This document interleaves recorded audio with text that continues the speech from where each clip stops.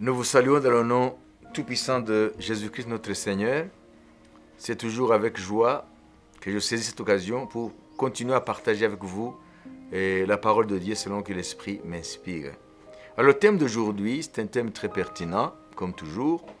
Ce thème est le suivant, le chrétien dans son environnement quotidien. Ça veut dire quoi?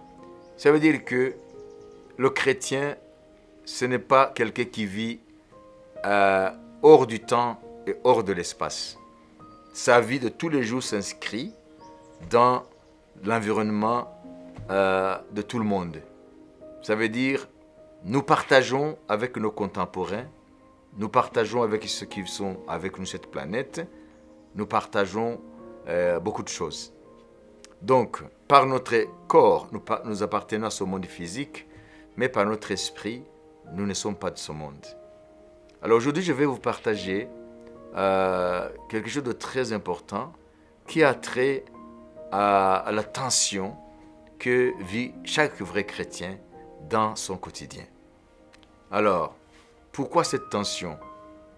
Alors, cette tension est due tout simplement par le fait que le chrétien, étant dans ce monde et en même temps n'étant pas de ce monde, cela automatiquement crée cet antagonisme en lui. Vous savez, la Bible nous parle du fruit de l'esprit. Alors nous allons commencer par là. Nous lisons dans l'épître de Paul aux Galates, chapitre 5, verset 22, « Mais le fruit de l'esprit, c'est l'amour, la joie, la paix, la patience, la bonté, la bénignité, la fidélité, la douceur et la tempérance. » Donc vous voyez, lorsque nous lisons ce verset, nous voyons que l'Esprit de Christ et l'Esprit de Dieu en nous produit un type de fruit qui n'est pas à confondre avec notre bonne manière d'être. Donc c'est le caractère que l'Esprit de Dieu forge dans la vie du vrai chrétien. Alors, comme ce verset nous parle du fruit, alors cela va nous amener à la métaphore de Jésus-Christ par rapport à sa relation avec ses disciples ou avec ceux qui croient en lui. Nous lisons cela dans Jean chapitre 15, où Jésus se compare à un arbre de vigne et il nous compare aux branches de cet arbre. Il dit, « Je suis le vrai cep et mon père est le vigneron. » Ça veut dire, je suis le vrai arbre de la vigne. Donc, il dit, « Je suis le vrai cep et mon père est le vigneron. Tout sarment, toute branche, qui est en moi et qui ne porte pas de fruits, il le retranche, et tout sarment ou branche qui porte du fruit, il les monte afin qu'il porte encore plus de fruits. » Oui. Si nous sommes, lui il a pris l'exemple de la vigne, c'est une culture qui est abondante dans tous les pays méditerranéens, dans les pays qui sont autour du bassin de la Méditerranée, donc la mer Méditerranée. Donc il utilise le cep ou l'arbre de la vigne parce que c'était quelque chose qui est abondant dans cette région-là. Mais nous pouvons prendre aussi un autre type d'arbre, donc les arbres que nous avons, les arbres fruitiers, etc. Alors prenons cet exemple. Si Jésus est un arbre fruitier et que nous sommes les branches de cet arbre, il est évident que nous sommes unis comme des branches à l'arbre et cela nous permet à ce que la sève qui monte des racines du tronc de l'arbre amène la sève jusque dans les branches pour que ces branches puissent porter du fruit. Alors, il dit ceci, « Chaque branche qui ne porte pas de fruit, mon Père qui est le vigneron, qui est le propriétaire de cet arbre, donc à qui appartient cet arbre-là, alors il ordonne à ce que la branche qui ne porte pas de fruits soit coupée. Alors quand la branche est coupée du tronc, alors ce qui va advenir, c'est que la branche va mourir. Ça veut dire qu'aucun chrétien ne peut jamais avoir la vie de Dieu en lui s'il n'est pas en relation intime avec Jésus-Christ. Parce que la vie de Dieu passe par Jésus-Christ. Donc, c'est Jésus qui est la source même de la vie de Dieu. Lui-même, il se dit, je suis le chemin, la vérité et la vie. Donc, la vie de l'Esprit nous est donnée lorsque nous demeurons en communion intime avec notre Seigneur Jésus, et cela quotidiennement. Alors, cela a pour conséquence le fruit que la branche va porter.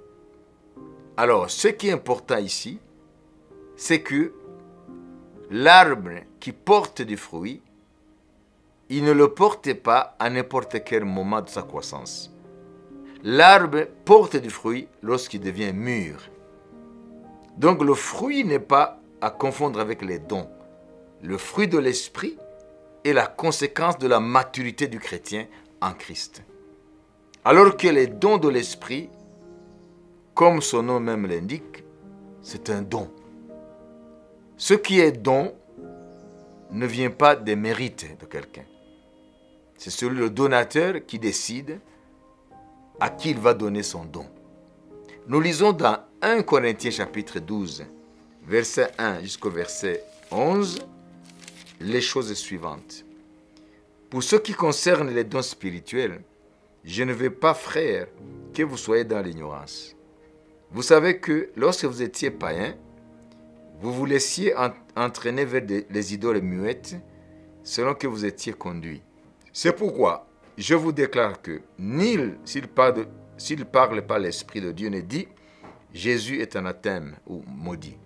Et que nul ne peut dire Jésus est le Seigneur si ce n'est par le Saint-Esprit.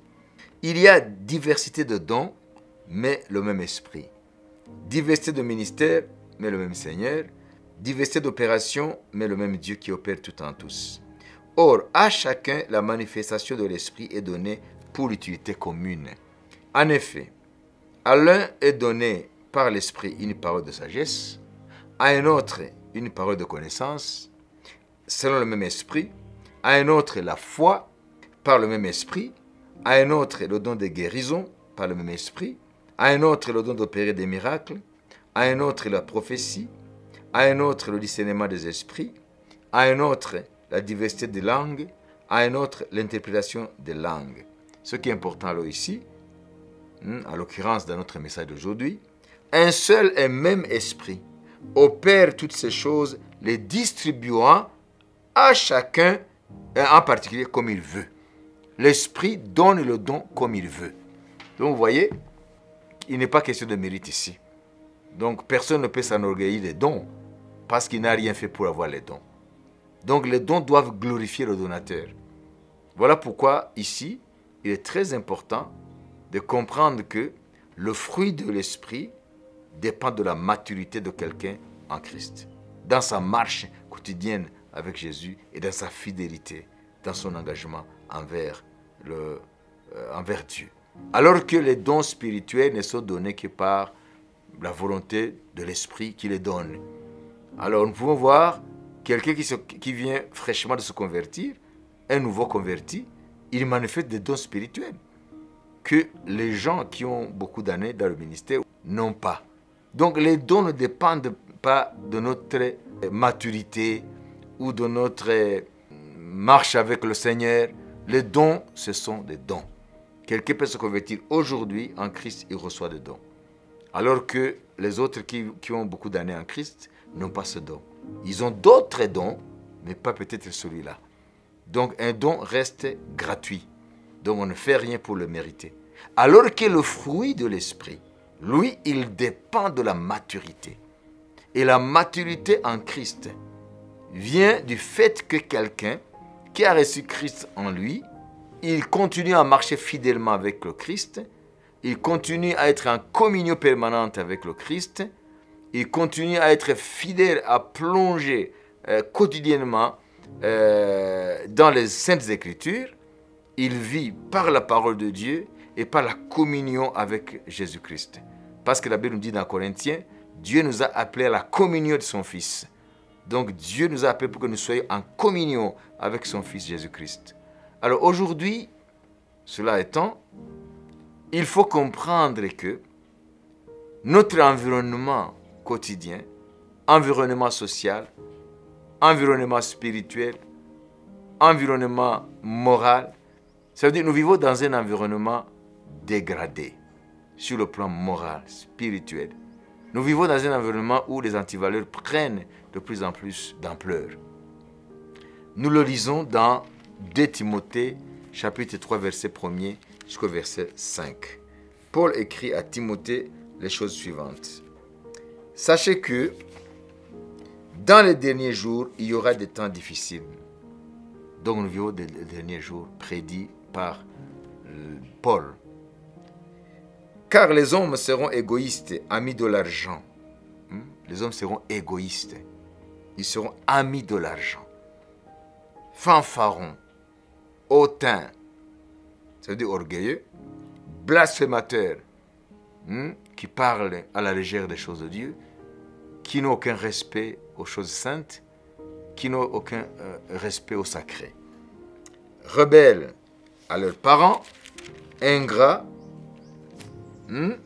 Aujourd'hui, tu fais une bonne action avec quelqu'un.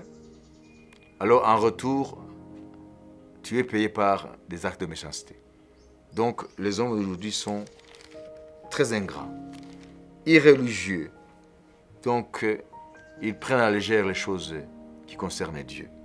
Insensibles. Ils sont insensibles au malheur des autres. Déloyaux. Aujourd'hui, il y a très peu de loyauté dans les relations. Calomniateurs. Les gens sont calomniateurs. Ils parlent du mal des autres. Au lieu de voir quelques valeurs chez quelqu'un, et ils cherchent toujours à voir ce qui ne va pas.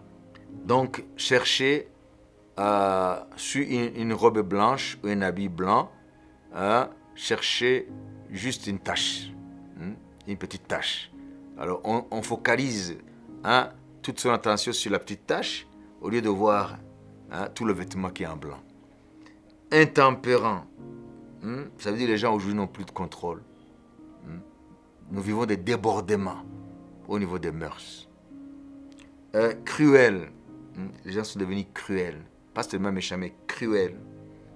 Ennemis de gens de bien. Les gens n'aiment pas les gens de bien. Il suffit de regarder sur le plateau de grandes télévisions, le plateau de grandes chaînes. Tu verras combien de temps ces télévisions, ces chaînes, ces médias accordent à des chanteurs mondains, à des choses qui, aux yeux de la parole de Dieu, sont immorales. Alors tu verras combien cette prophétie se réalise aujourd'hui sous nos yeux. Emportés, les gens n'ont plus la maîtrise de soi. Emportés, enflés d'orgueil, aimant le plaisir plus que Dieu, ayant l'apparence de la piété, mais reniant ce qui en fait la force. Donc les gens aujourd'hui sont pieux seulement d'apparence, mais au fond, la vie de l'esprit est quasiment inexistante. Donc c'est une chrétienté de façade. Éloigne-toi de ces hommes-là. Paul exhorte son fils Timothée, son fils spirituel, de s'éloigner de ces gens en qui nous voyons toutes ces mauvaises choses, toutes ces antivaleurs. Alors, c'est ça l'environnement du chrétien. Puisque la Bible dit, nous sommes dans le monde, mais nous ne sommes pas du monde. Comme Jésus lui-même avait dit, qu'il n'était pas du monde. C'est-à-dire, nous qui suivons Jésus-Christ, nous ne sommes pas du monde. Néanmoins, nous sommes dans le monde. Alors, comment est-ce que nous pouvons vivre une vie qui reflète le fruit de l'esprit et en même temps vivre dans un monde qui est dominé par ces mauvaises choses? Donc, ça c'est un combat permanent auquel le chrétien est appelé à faire face. Alors comment est-ce qu'on peut être victorieux dans un tel environnement qui est moralement dégradé, qui est dégénéré sur le plan moral, spirituel, un environnement qui est déformé par le péché? Alors comment est-ce que nous pouvons vivre dans un tel environnement? si nous ne sommes pas réellement ancrés dans la parole de Dieu. Si nous ne sommes pas réellement en relation profonde, intime et forte avec notre Seigneur Jésus. Voilà le combat de chrétien où il réside. Le combat de chrétien réside dans ce sens que nous vivons dans un monde anti-Dieu, un monde qui ne veut pas entendre parler de Dieu, un monde qui n'aime pas la parole de Dieu, un monde qui vit comme bon lui semble. Alors nous sommes dans ce monde-là, néanmoins nous ne sommes pas de ce monde-là. Nous sommes appelés à vivre les valeurs du royaume de Dieu, dans un monde anti-Dieu. Voilà pourquoi le chrétien, le vrai chrétien, il vit en permanence cette tension. Il vit en permanence ce combat. Il vit en permanence cette guerre spirituelle, cette guerre morale. Parce que Satan, il est le maître de son monde.